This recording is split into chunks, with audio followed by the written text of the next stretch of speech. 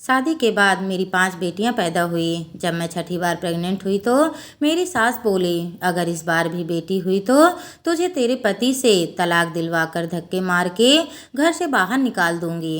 मैं भगवान से प्रार्थना करती कि इस बार मुझे बेटा पैदा हो। एक दिन मेरे घर का नौकर बोला, मेम साहब रोज़ कच्चा दूध पिया करो, देख लेना इस बार बेटा ही पैदा होगा। मैं रोज़ 1 गिलास कच्चा दूध पिया करती, लेकिन जब डिलीवरी के बाद मेरा बच्चा पैदा हुआ तो मेरे तो होश ही उड़ गए, क्योंकि वहाँ तो नौकर का मेरा नाम माया है। मेरी शादी को 6 साल हो गए थे।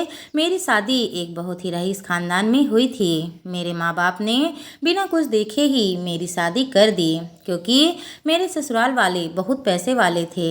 मैं जब से इस घर में बहू बनकर आई, मुझे एक चीज़ ने बहुत परेशान कर रखा था, क्योंकि मेरे पति घर के इकलौते बेटे थे, तो मुझे इस घर का वारिस पैदा करना था। बहू से उम्मीदें कभी खत्म नहीं होती। शुक्र था कि मैं शादी के पहले साल ही प्रेग्नेंट हो गई थी।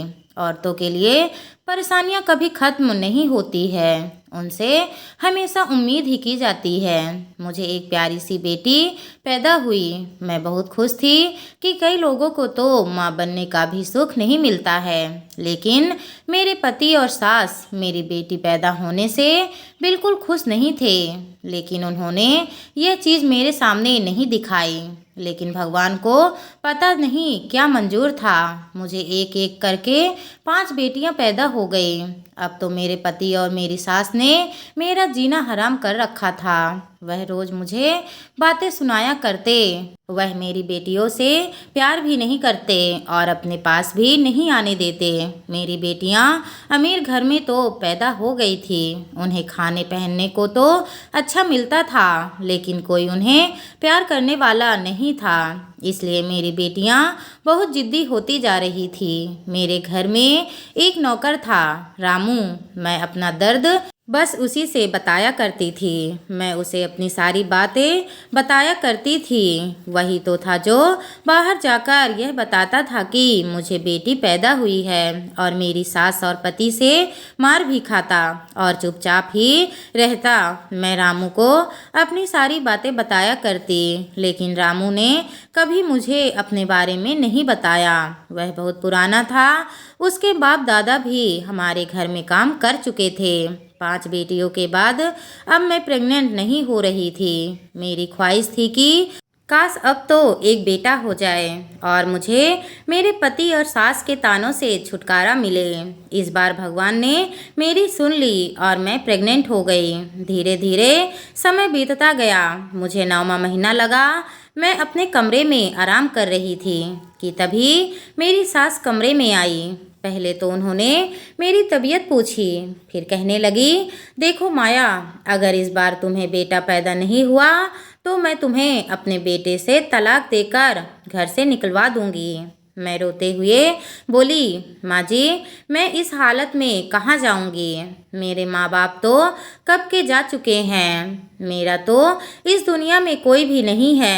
मेरी सास बोली, यह सब हम नहीं जानते, यह तुम्हारी परेशानी है। तुम जानो, अगर तुमने इस बार बेटा पैदा कर दिया तो तुम इस घर में राज करोगी। तुम और तुम्हारी बेटी जो मांगेंगी तुम्हें मिलेगा। लेकिन अगर इस बार भी बेटी पैदा हुई, मैंने तुम्हें 6 मौके दिए, अगर इस बार भी तुम बेटा पैदा नहीं कर पाई तो मैं तुम्हें तलाक दिलवाकर इस घर से निकलवा दूंगी और अपने बेटे की दूसरी शादी करवा दूंगी। मेरी सास मुझे इतनी बातें सुनाकर कमरे से जा चुकी थी। तभी मेरा नौकर रामू आया। वह मेरे लिए पानी लेकर आया था। मैं रो रही थी। वह बोला, मेम साहब, मैंने सब कुछ सुन लिया है। यह तो इस घर के लोगों की पुरानी आदत है। इस घर में बेटे बहुत देर से पैदा होते हैं। आपकी सास को भी आपके पति 10 साल बाद मिले थे। मैं सोच रही थी कि मेरी सास भी तो वही दर्द से गुजरी है, तो वह फिर मेरा दर्द क्यों नहीं समझती। मेरा नौकर रामू बोला, मेम साहब, रोज़ रात में सोते समय 1 गिलास कच्चा दूध पिया करो। यह हमारे बुजुर्गों का पुराना नुस्खा है। मैं शर्त लगाकर बोलता हूँ कि इस बार आपको बेटा ही पैदा होगा। मैं तो बस यही चाह रही थी कि कोई मुझे तसल्ली दे कि इस बार मेरा बेटा ही हो जाएगा। मैं रामू की बात मान ली और रोज एक गिलास कच्चा दूध पीने लगी। कभी कभी जब मैं दूध लाना भूल जाती तो रामू मेरे लिए कच्चा दूध ले आता था। एक दिन वह दूध मेरे टेबल पर पड़ा था कि तभी मेरे पति कमरे में आए और वह मुझसे पूछने लगे कि यह दूध यहाँ किस लिए है। तो मैंने कहा, आपकी माँ ने ही कहा है कि रोज एक गिलास दूध पिया करो। तो वह बोले, तुम भगवान से प्रार्थना करो कि इस बार बेटा पैदा हो, नहीं तो मेरी माँ तुम्हारे साथ क्या करेगी यह तुम भी नहीं जानती।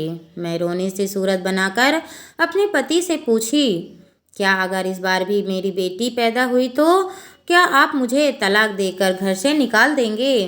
तो वह बोले, देखो मैं अपनी माँ की कोई बात नहीं टालता। अगर मेरी माँ को यही मंजूर होगा तो मुझे तुम्हें तलाक देना ही होगा। मुझे मन ही मन अपने पति से नफरत हो गई थी कि उन्होंने मुझे अपना जीवन साथी नहीं समझा था। वह तो मुझे बस बच्चा पैदा करने की मशीन समझते थे, वह भी बेटा। मैं चाहती थी कि इस बार मुझे बेटा हो जाए जिससे मैं अपने पति और सास का मुंह बंद कर दूं। लेकिन मेरे पति बाहर जोर जोर से चिल्ला रहे थे, पता नहीं यह रामू कहाँ मर गया। मैंने उसे बोला था कि आज घर पर मेरे दोस्त आ रहे हैं, लेकिन यही पता नहीं कहाँ चला गया, अभी तक नहीं आया। रामू के आते ही उन्होंने उसे खूब सुनाया। जब शाम हुई तो मैंने रामू से पूछा, रामू तुम कहाँ गए थे। तो कहने लगा, मेम साहब मैं किसी ज़रूरी काम से बाहर गया था। ऐसे ही दिन बीतने लगे। मैं रोज़ एक गिलास कच्चा दूध पी के सोने लगी। एक दिन रात में मेरा दूध पीने का समय हो रहा था, लेकिन मुझे नींद आ रही थी। लेकिन रामू अभी तक मेरे लिए कच्चा दूध लेकर नहीं आया था। मैं उसका इंतज़ार करती रही, लेकिन वह नहीं आया। कुछ देर बाद मैं खुद उठने लगी तो मेरे पति बोले, कहाँ जा रही हो। मैंने कहा कि ज़रा बाहर टहल आती हूँ, मेरे पैरों में दर्द है। उन्होंने कहा, ठीक है। मैं दूध लेने के बहाने रसोई में गई। मैंने देखा मेरा नौकर रामू है, कच्चे दूध के गिलास में कुछ मंत्र पढ़ रहा था। मैंने उसे देख लिया था। मुझे देखकर वह घबरा गया। मैं गुस्से में बोली, रामू तुम्हारी हिम्मत कैसे हुई मेरे साथ यह सब करने की। तुम जरूर मेरी सास के साथ मिले हुए हो, आखिर तुम भी तो इस घर के पुराने नौकर हो। मैंने उसे बहुत बातें सुना दी। तभी अचानक मेरे पेट में तेज दर्द होने लगा। रामू भागकर गया और मेरे पति और सास को बुलाकर लाया। वो लोग मुझे अस्पताल ले गए। अस्पताल में जब मेरी डिलीवरी हुई तो जैसे ही मैंने अपना बच्चा देखा तो मेरी तो पैरों तले ज़मीन खिसक गई, क्योंकि इस बार भी मुझे बेटी पैदा हुई थी। तभी एक औरत मेरे पास आई और उसके हाथ में एक बच्चा था जो कि बेटा। तभी रामू चुपके से वहाँ आया और बोला, मेम साहब यह मेरा बेटा है। मेरे पहले से ही 3 बेटे हैं। जब आप पेट से थी तो मेरी बीवी भी पेट से थी। मैंने पहले ही सोच लिया था कि अगर इस बार बेटा हुआ तो मैं अपना बेटा आपको दे दूंगा और आपकी बेटी मैं ले लूँगा। रामू नहीं तो मुझे अपना बेटा दे दिया था, लेकिन मुझे अपनी बेटी देने की हिम्मत नहीं हुई। रामू बोला, मेम साहब आप बिल्कुल चिंता मत कीजिए, आपकी बेटी को मैं बिल्कुल अपनी बेटी की तरह रखूँगा। मेरी कोई बेटी नहीं है, इसलिए मैं आपकी बेटी को रानी बनाकर रखूँगा और मेरा बेटा आपके पास रहेगा और जिससे आपका घर टूटने से बच जाएगा। मैंने अपने मन पर पत्थर रखकर हाँ कर दी। उसकी बीवी पीछे के दरवाजे से ही मेरी बेटी को लेकर चली गई। रामू ने मेरे लिए अपनी वफादारी निभा दी थी। मैंने डॉक्टर से भी विनती की तो वह मान गए और कहने लगी, ठीक है अगर तुम्हारा इससे घर बसता है तो मैं चुप रहूँगी। मेरी सास और पति को जैसे ही पता चला कि मुझे बेटा हुआ है तो वह खुशी से पहले नहीं समा रहे थे। मेरा स्वागत बड़ी धूमधाम से हुआ।